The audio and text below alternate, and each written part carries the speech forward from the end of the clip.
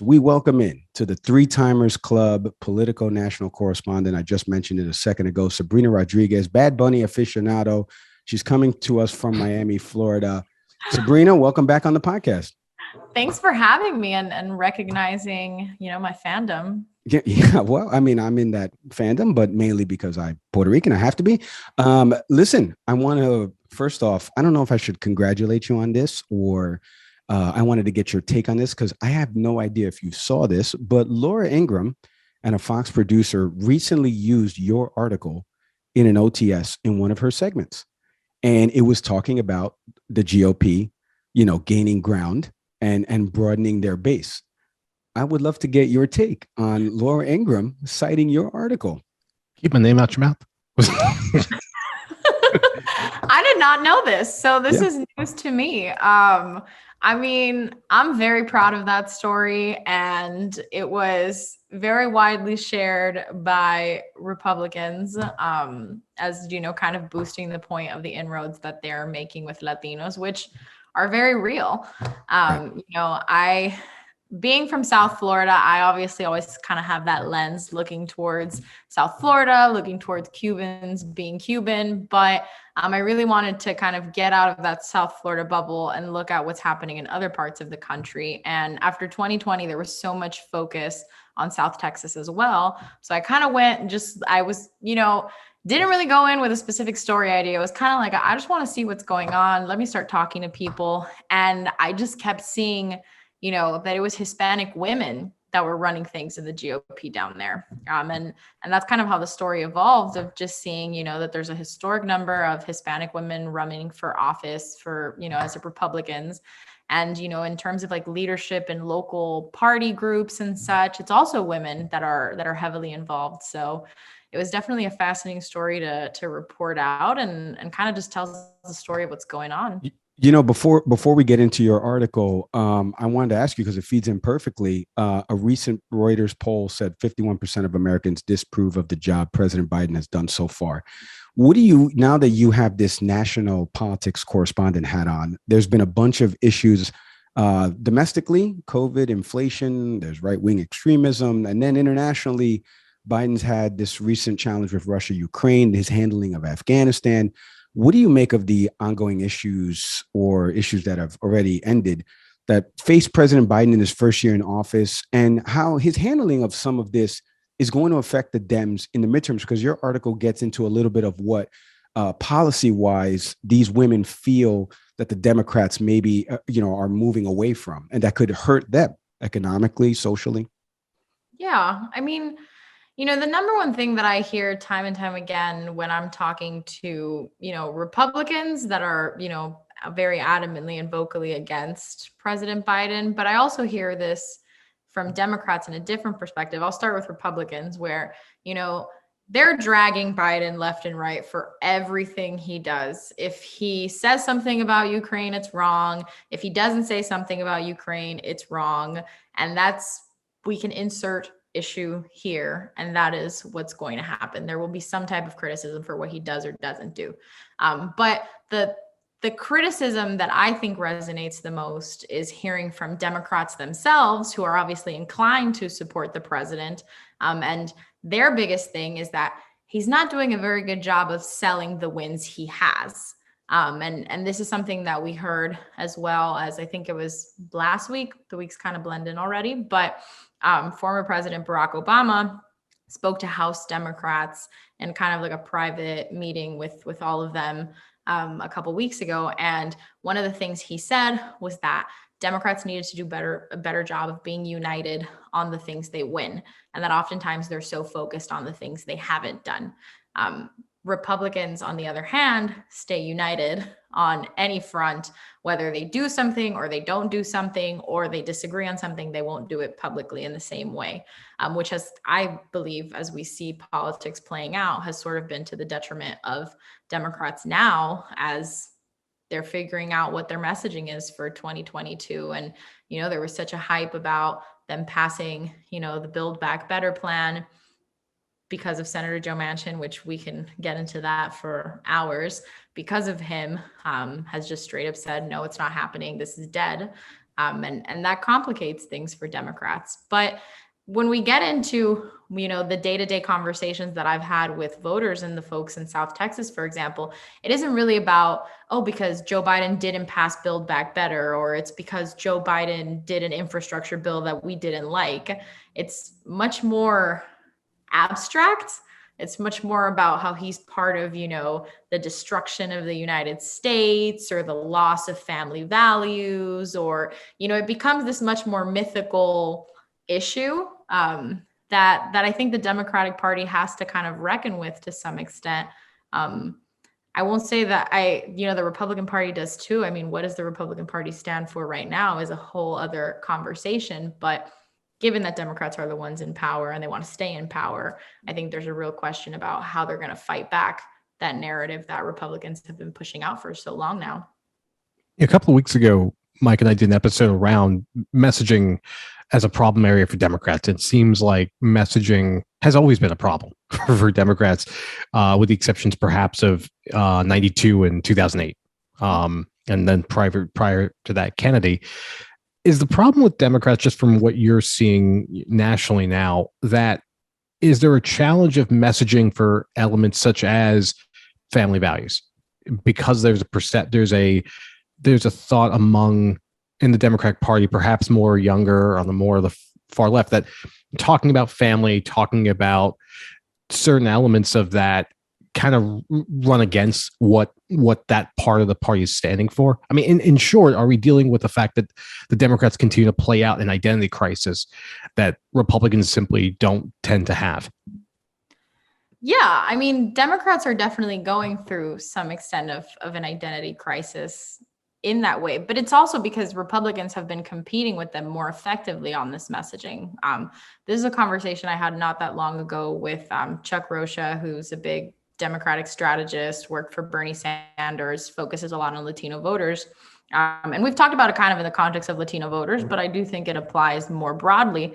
And it's that, Trump took a lot of messaging from Democrats, not necessarily just on family values, but on this idea of, the American worker and empowering American workers. Even if the Republican Party has long been known as like the party of big corporations, he took some of that more populist messaging that the Democratic Party had about we're on workers' side, and whether the policies reflect that or not. When you take that messaging away from Democrats, it makes it harder for them to effectively sell it. We've seen different reports. One of the best reports, I would say, with Latino voters, which again, I focus on a lot, but I think you see it across the board to some extent, is X, it's called X Labs, they're a Democratic firm, and they did a lot of studies just trying to see why Latino voters voted the way they did across the country and why Republicans made inroads the way they did. And one of the interesting things for me of this report, it's like 92 pages, so you can really get into it. But it was the fact that when they asked Latino voters, if they still saw the Republican Party as being the party of big corporations, but when it was about being on the side of workers, when it was on the party of the American dream, when it was the party of family values and all these things that were typically part of the Democratic narrative, Republicans were way more in play than they had been before. Do Latinos look at the Republican Party and a vast majority think that they're the party for the American dream or family values? Not necessarily. But even if you make small gains here and there, that disrupts the narrative that we know.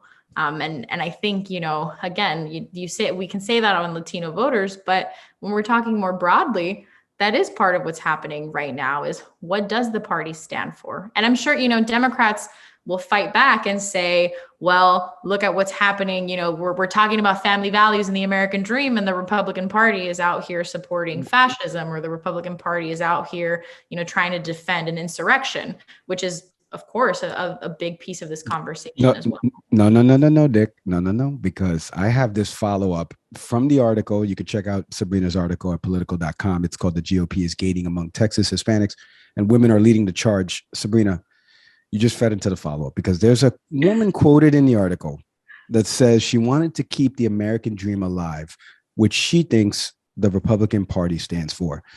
Was the follow-up that you asked that woman, which American dream? Is it the one where we make America great again and restrict access for voting for minorities and we take away women's reproductive rights? Like, is there another dream I'm missing? Was there a part two to that? Like, what was the follow-up that you gave her? And when presented with that, the outliers of this Republican Party that have at least started to bleed over and cross over to mainstream, right? The Matt Gaetzes and Jim Jordans of the world, et cetera. Like, what was their response to that? Well, here's the thing, though. There's that disagreement on what the American dream is. So we'll get, I mean, and this is these interviews where we would have that like point of, okay, but these are the actual policies that have been in place, or these are the actual things that have played out. But, you know, for example, for the person that I quoted there that said that, Myra Flores, who's a candidate in South Texas, she wouldn't argue that taking away women's reproductive rights is a problem or is, you know, against the American dream. You know, she is very adamantly pro-life. She is very adamantly anti-abortion. And she thinks that really speaks to the focus on family values, that, you know, the slogan for her campaign is "Make America Godly Again." So I think that when you think of it that way and you think of what her slogan is, then it does track what she thinks of as the American dream. I think people have different definitions or different views on what that looks like. And I, you know, for example, another piece of it for her was like economic policies, where she feels like Democrats encourage people not to work, or that, you know, some of the economic policies have forced, or not forced, but have encouraged people to not go back to work with the pandemic. So there's like that disagreement that she has with Democrats on what even the American dream or the substance of that even looks like. Speaking of quotes, the other one that sticks out to me was later in the article, I think towards the end, you know, someone was quoted as saying, we're doing this because as mothers and career women, we're finally coming out and saying we're part of this party and want to make sure our issues are paid attention to and heard. My wondering there is there a pursuit of redefining what the modern GOP is? Because this is the party that we do know is anti-reproductive rights. It's the party that is pretty comfortable with misogyny, as played out through policy and talking points.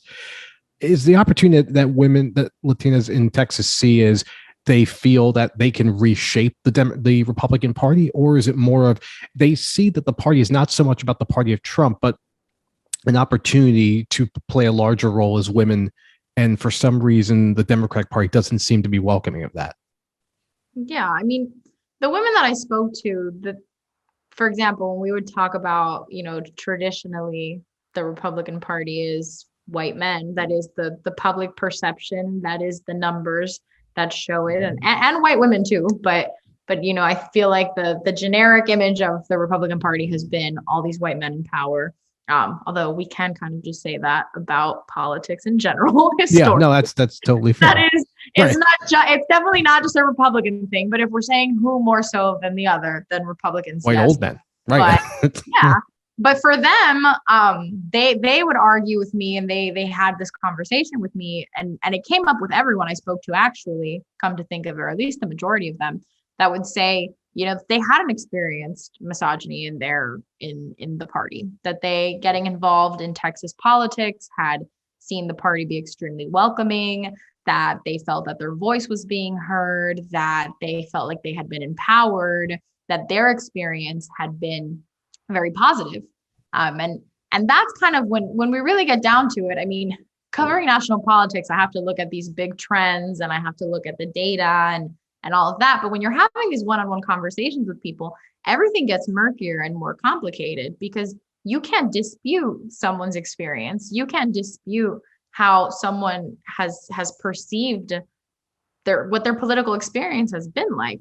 I can give a data point on how many white men are in the Republican Party, or I can give a data point on, you know, some study that has shown what percentage of women have experienced, you know, sexism in the party, or, you know, things like that, which I don't have those data points. I'm not saying any specific ones or anything like that, but you can offer those. But if your experience contradicts that, I'm not necessarily going to change your mind about it. Granted, my job is not to change their mind in this situation, but having those conversations with them, that's where it gets complicated, because they're talking about a Republican Party that might not be the national narrative of the Republican Party, or might not apply in certain areas, but for their experience in South Texas, that is what it's been. And when we're talking then about, women and career women, I mean, they're trying to focus on issues that are really important to them. So if they're very anti-abortion, then they're really trying to focus on that in their positions in like the local parties and as local party chairs.